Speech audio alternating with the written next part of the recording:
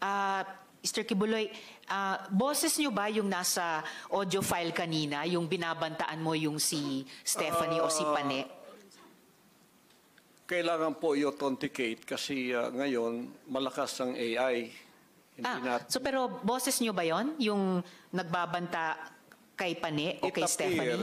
It appears na parang boses ko. Pero hindi ko po ma-authenticate kasi ngayong panahon na to malakas ang AI. At sino po si Stephanie Ibarra? Sino po si Pane?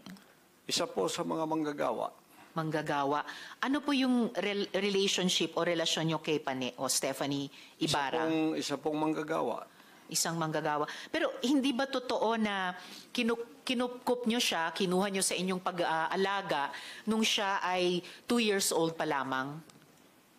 With this issue po kay Pane, I invoke my right din to remain silent. All right.